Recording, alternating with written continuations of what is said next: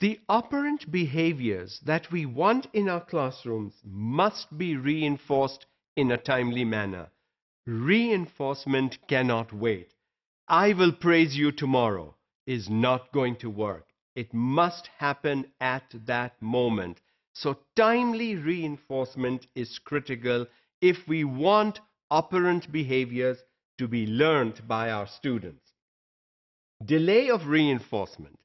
When teachers delay reinforcing appropriate behavior, it hinders performance because the student begins to wonder, will it work? Will my teacher praise me? Will it happen? If it's not going to happen, why should I bother?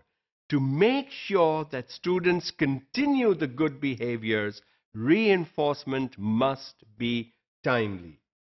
2. By selecting which behavior to reinforce, we can direct the learning process in the classroom. Obviously, with 20, 30, 40 students in the classroom and different students with different behaviors to fix, what behaviors will you fix? You need to see what is needed by most of your class.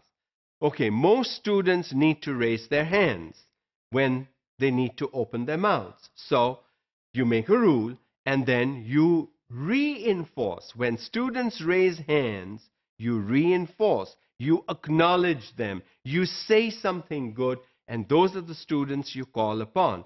When a student who hasn't raised his hand blurts out something, you pretend to be deaf. You move away and you ask another student to give you the response, even if what the first student without raising his hand was trying to say was the correct answer. The response goes to the student that raised his hand. So choose the behaviors you want, direct the learning in your classroom. As the teacher, you are in control. You should know what kind of classroom you want. Okay, and all teachers need to look at that. Every year when you get a new class, when you're beginning a new year, look, this is the kind of classroom I want. Those are then the behaviors that you will work with. Those are the behaviors you will direct students to improving, getting better, motivating, and reinforcing, because that is your target. You set the target for the year.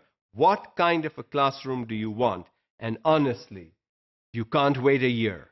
You can't wait 10 months, 11 months to see the results. That means most of the time in the year, you lived your classroom life in chaos. You can't do that. And that is why starting from day one and reinforcing the appropriate behaviors you want is a good thing to do. Learners can acquire new operants. In other words, students, children, anybody can acquire new behaviors. Operants, behaviors, acquire new behaviors. You learned one behavior, and if you've practiced it enough, that behavior has become a habit. Now move to another behavior. Work on that behavior. Over time, that becomes a habit. Move to the third behavior, and so on. New operants can be used. As behavior is shaped, new and more complex concepts can be introduced and desired behavior again reinforced. So raise the bar.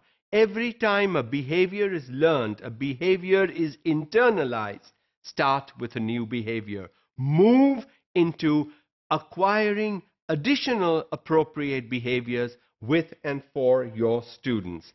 That will make sure you have a reasonable classroom free of chaos and inappropriate behavior that we as teachers would not like in our classroom. Now, this is what Skinner said. Education is what survives when what has been learned has been forgotten. You've learned the good behaviors. You don't need the reinforcement anymore. You behave appropriately now automatically. So the new behavior you learned, you've forgotten. It just happens automatically, just like you breathe. You breathe. You don't think about breathing. You are sleeping and you're still breathing. That is what Skinner meant when he said, when what someone has learned has been forgotten and it survives, that is when we've provided an education for our children.